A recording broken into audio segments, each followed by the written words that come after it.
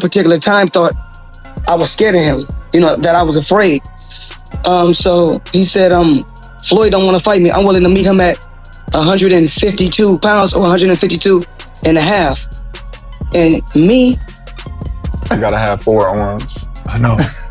And 6 eyes to beat Floyd. Is Floyd better than you?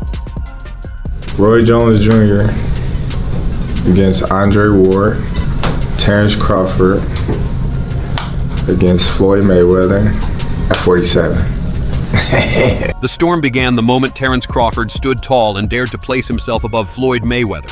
One statement, bold and unapologetic, sent shockwaves through boxing's universe. Crawford believes he's better than the man who walked away undefeated at 50 wins and 0 losses. And just like that, the whispers of a fantasy matchup suddenly felt closer to reality. Who do you think wins in a fight, you or Prime Floyd? Me? No questions? Why would you think that I would say Floyd? I don't know. I thought you'd hesitate maybe even a bit, but no. Nah, not at all. That's one of my favorite fighters. Mayweather, never one to let words slip by unchecked, offered his response with the icy calm that has defined his career. Yes, Crawford's victory over Canelo was remarkable. Floyd admitted as much. But better than him, that's a bar few men on this planet can ever hope to touch. Mayweather reminded everyone that throughout his journey he was deliberate about how he ranked fighters, careful about where he placed them in history. Even so, he's never hidden his admiration for Crawford, often praising him as one of the finest pound-for-pound boxers of this generation. Puts him as the greatest of all time. And I know it's hard to say you've been with Floyd, and a lot of people saying Floyd is great, but does that at least put him in that conversation with your Floyd Mayweathers, your Manny Pacquiao's, your Sugar Ray Leonards, all the greats of the past, and obviously Canelo obviously as well, because he'll be there. Does that put him there? Yeah, for sure. Of course, nobody will, but like Floyd will. But admiration has turned into something heavier. Respect has shifted into rivalry. Because this time, the spark didn't just come from Crawford's self-belief. It was Canelo Alvarez himself, the man who shared the ring with both legends, who fanned the flames. After his loss, Canelo spoke without hesitation. I think Crawford is way better than Floyd Mayweather. And comparing contrast the fight between yourself and Floyd Mayweather Jr. and tonight's battle with Terence Crawford. No, I think Crawford is way better than Floyd Mayweather. That single sentence hit like a thunderclap. Canelo knows the battlefield better than anyone, and for him to crown Crawford over Floyd ignited a debate bigger than any press conference. Suddenly, Crawford's stock wasn't just rising, it was skyrocketing. Moving up 2 weight classes and toppling Canelo, a fighter long considered untouchable above 160 pounds, stamped his name into boxing history with permanent ink. No longer are fans asking if Crawford is the best of his era. They're asking if he's the greatest male fighter of the entire century. And looming at the heart of that conversation, like a shadow no one can escape, stands Floyd Mayweather. That's why the idea of Crawford versus Mayweather isn't just another dream fight. It's an event that feels written by fate, and as the dust settled, one of the loudest voices in sports media, Stephen A. Smith, stepped in to frame the conversation. Stephen A. Smith, never shy with his takes, didn't side entirely with Canelo's bold proclamation. Instead, he chose precision. I'm not going to sit here and say that, Stephen A. began on ESPN, because Floyd Mayweather was a magician defensively. He reminded the audience of something most forget. By the time Floyd reached welterweight, his hands were already compromised. He knew knockouts would be rare. Yet even with that disadvantage, he entered every ring with a command of skill and defense that left opponents helpless. That, Stephen A. argued, was greatness. Then came the sharp contrast. With Crawford, we saw a man absorb punches and fire back with fire. With Floyd, we hardly saw him touched at all. You simply couldn't hit him. One man thrives on taking the storm and surviving it. The other built a career on making the storm miss entirely. That difference has now become the beating heart of this debate. Some fans sided with Canelo, captivated by Crawford's audacity to fight bigger men and beat them convincingly. To them, courage in the face of danger defines legacy. Others lean towards Stephen A.'s point. Greatness is not just about who you conquer, but how untouchable you remain in the process. Canelo, just one, please. Guys, we gotta go. We don't. Can you elaborate on why Crawford is better than Mayweather? It's just a little bit of detail. Oh, he can switch. He's very smart guy. He's better. Of course, you got to give it to Floyd. Floyd at that time. Ben, what's up? Floyd at that time versus Canelo was in total confidence. His skill set, his IQ. You know what I'm saying? Everything he was just a complete fighter that night. But I feel like was up against a lot because he was fighting a guy that we knew something about, but we ain't know too much about. People don't understand how much. And then, out of nowhere, Ryan Garcia hurled himself into the conversation, not with flattery, but with fire. On Ring Magazine's Inside the Ring show, Garcia dropped one of the harshest criticisms Floyd has ever heard from an active fighter. He changed boxing in the worst way possible. Garcia's claim cut deep. According to him, Mayweather became the master of timing, not just punches, but opponents. He fought men past their prime, or before they had fully arrived. He never, Garcia argued, fought anyone in their absolute peak. The result? A culture where protecting that perfect zero mattered more than risking it all against the best of the best. Career, and Canelo had fought a lot of people, but you at the top of your career in your prime.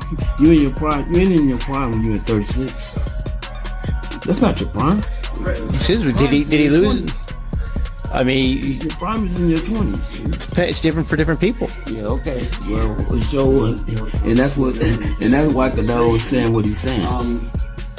To make himself look like he did something. Garcia didn't deny Floyd's brilliance outside the ropes. In fact, he praised him as the smartest businessman in the sport, the master of turning fights into blockbuster events. But he framed that brilliance as a curse, because to Garcia, every carefully chosen matchup planted seeds of caution across boxing's landscape. Me, Tank, Canelo, Crawford, we're trying to undo what Mayweather did, Garcia insisted, pointing to his own decision to face Gervonta Tank Davis in 2023, a fight that ended in knockout defeat. He wore that loss like a badge of honor, proof that he dared where others calculated.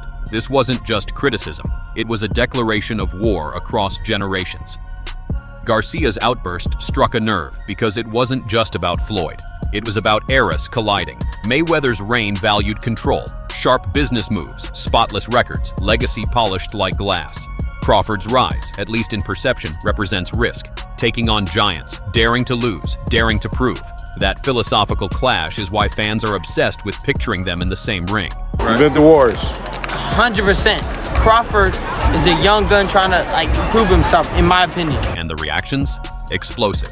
Some analysts rushed to Floyd's defense, pointing to a resume stacked with Hall of Famers. They argued that timing opponents is part of boxing itself, a tradition as old as the sport.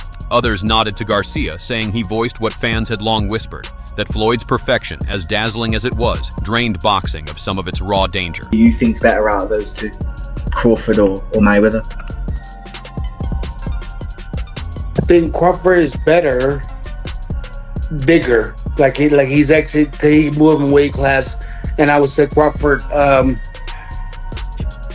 is a better fight all around fighter. Mayweather's really good too. Floyd didn't fire back directly at Garcia, but in truth, he didn't need to. His record is his megaphone. 50 fights, 50 wins, untouched, unbroken, forever etched. Still, another respected voice soon weighed in. Max Kellerman. Kellerman, always the professor in a sport of poets and brawlers, dissected the matter with surgical precision. Floyd, he admitted, had the deeper resume, faster hands, a sharper defense, a toolbox that few in history could rival. But Kellerman then turned the knife. Mayweather, he said, was selective. Especially once he left lightweight, he chose when to face certain names. That asterisk lingers no matter how thick the record book. Have you thought about going for 51-0, beating Mayweather's record with 50-0? Is that something that you thought about? I already said I was never gonna beat Mayweather record. That's not something that I wanted to do. Okay. To be honest, I was gonna retire if I didn't get this Errol Spence fight. Crawford, on the other hand, has carried himself differently. Even if his resume looks thinner, the intent behind it feels undeniable. He wanted all comers, and to many, that hunger means more than lists of names. Kellerman even reached back into history, comparing Crawford's aura right now to Sugar Ray Robinson, the man countless old-timers still call the greatest who ever lived. But he didn't stop there. People remember, yeah, but he didn't want it with certain dudes at certain times. Crawford, we all witnessed, even though the resume is thin in certain ways, he wanted it with everyone the whole time. Oh, yes. That makes a difference to people. He issued a warning. Roy Jones Jr. once stood on the same pedestal of awe after beating John Ruiz, only to see that aura crumble with later losses. Had Roy retired then, his myth would have remained intact. Crawford's story, Kellerman reminded, is still unfolding. Saw you before the fight, the Crawford-Canelo fight, and you had a Cavs hat on. This time you've got a GOAT hat on. Is that how you're feeling? I know it says Muhammad Ali, but is that how you're feeling about Bud's performance, about his whole career? Yeah, I'm definitely feeling that way, man. GOAT. Greatest of all time, man. You gotta give it to him. You gotta give it to him. You gotta give it to his coaches. Not just me, Saul Red, Bernie, Chet, nutritionists, everybody played a part. Canelo said he's way better. Social media lit up with its own battles. Some claimed Floyd ducked Pacquiao in his prime. Others fired back that Pacquiao's camp walked away first over testing disputes. The arguments never end, and that's the point. Mayweather's legacy will always divide. Yet, through it all, Floyd has kept a surprising tone. Even before Canelo's loss, he called Crawford the pound-for-pound king of today, even hinted at signing him under Mayweather Promotions. Respect was never absent, but now the conversation has teeth. Terence Crawford is the best fighter on the planet. Pound for pound, he's that dude. In this 4-belt era, he is now the undisputed world champion 3 times over. 140 pounds, 147. Now, because when Canelo himself crowns Crawford greater and Crawford leans into that claim, the fantasy fight takes on weight. It no longer sounds like fan fiction. It sounds like destiny waiting to be cashed in.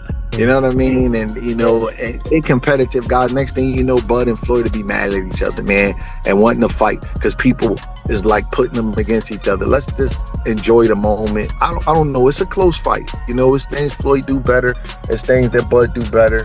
But I'd rather not say, because I'm not going to just lie. And here's the twist. Floyd's words today don't sound like those of a man finished with the ring. He has always chosen moments that maximize spectacle. Crawford's surge may be that moment. So, is Mayweather versus Crawford about to become real?